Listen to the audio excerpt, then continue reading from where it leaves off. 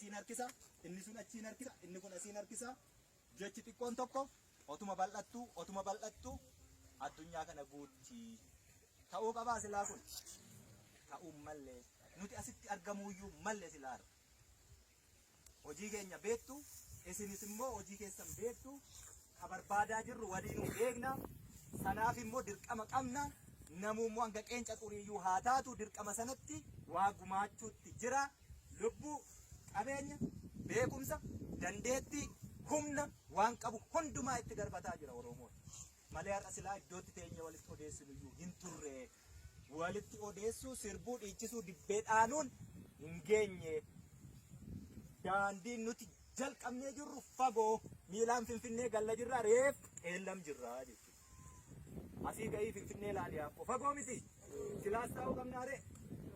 Osoo hanga as teenyu deemnee irra ta'e yoona guriin geenyu hin geenye turre jechuudha. Kanaaf oduutii yeroo hin gubiinaa, dubbii xaxaa fiddanii hawaasa keessa gashitanii yeroo hin gubiinaa. Namni gaarii yaadu yoomiyyuu hin kufu, ka xaxaaxatu immoo yoomiyyuu hin darbu jechuudha. Xaxaan akkuma sakaalaa umurri isaa yeroo amma namatti fakkaata malee. Kanaaf ganda keessanitti har'aa kaasaati caasaa tolfadhaa. Namni nuti itoo isin bira jirru asuma walitti dhiyoo jirru isin kanan goone fagoorraa har'a rakkoo of keessaa qulqulleessee caasaa tolfatee wal bulchaadha jira. Ittiin qaanoftanii asuma waraanni naannoo keessan osoo jiru itti dhiyootoo jirtanii oddoo bulbulaasaaf tolchaasaa osoo jirtanii innaa isin keessatti argamnee akkas godhaa innee isin gorsinu qaanii jechuudha. Warri hafuura qofaatiin fagoorra jiruyyuu tolfatee isin bira darbe. Namni maaliif wal ajjeesa? Namni maaliif ulee walitti qaba? Maaliif dhiiga wal dhangalaasa obbolaan?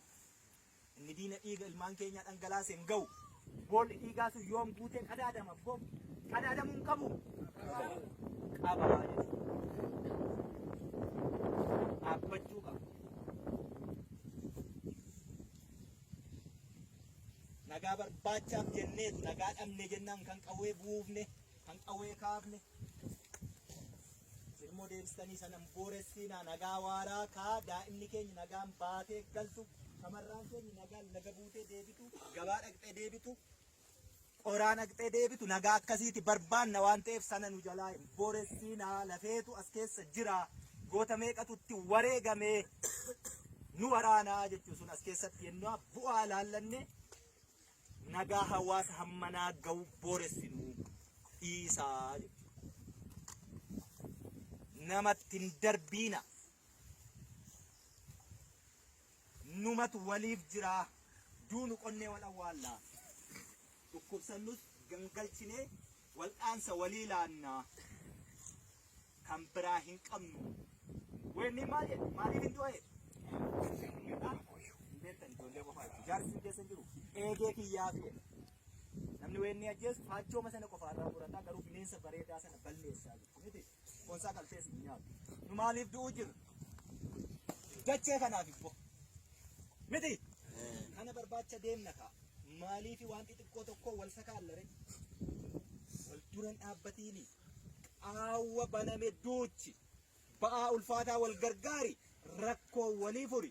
Gaafas jireenyi qananiin ofiisiitu dhufti. Waan meeqan waliin jechaa oolti. Ani waraana bilisummaa Oromooti. Halkan kana dhufeeni manaa baasee sagalsi garafee deema qooyi waan goote nam beekaa. Waa godheere dhugaa. Qomni kiyyaamii kun ni madaa. Tortoraan ajaa. Kuteen gataa. Hin gatu. Wal'aaneen fayyisa. Waa godheera. Nu ajjeesise. Nu ajjeese. Nu hiisise. Nu hidhe. Nu godaansise. Lafuma keessa dhalannee guddanne keessatti akka hattuutti gugguufnee buna keessa, caatii keessa, geeshoo keessa, muuzii keessa akka baqannu nu taasise. Dhugaa nama dhukkuba.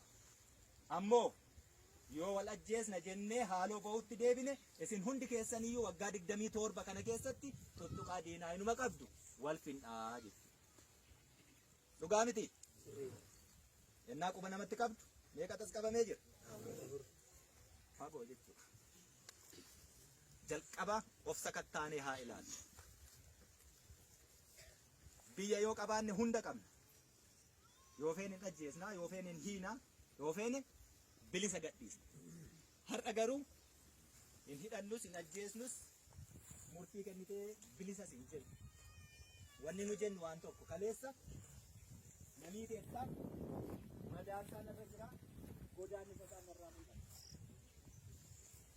Ammoo kanaaf murtii siin kennu boru saba murtii sii kenna. Har'a ammoo godaannisa madaatiyyaa hin tuttuqiinii jedhe. Hin tuttuqu yoo haa taa'u. Yoo tuttuqeeyo maanii jira rakkoon.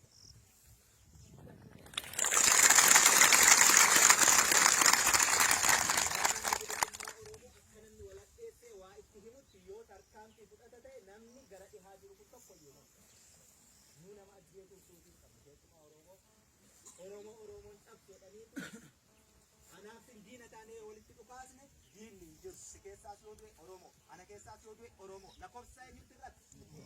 Oromootti irratti. Haa taa'u. Murteef hin jarjariinaa sin harka jira. Iddootti baafatee sin harkaa bahu hin qabu. Yoo nam tokko ajjeesan garuu fira ajjeesan, maatii ajjeesan, gosa ajjeesanii sinumatu immoo deebi'ee walirratti ta'a. Murteetti seechi. Jarjartanii nama jireenya hin dhorkiinaa. Garaaf bal'adhaa obsaa hanga nu wadeessee fi hanga rakkanne sana caalaa hin rakkannu.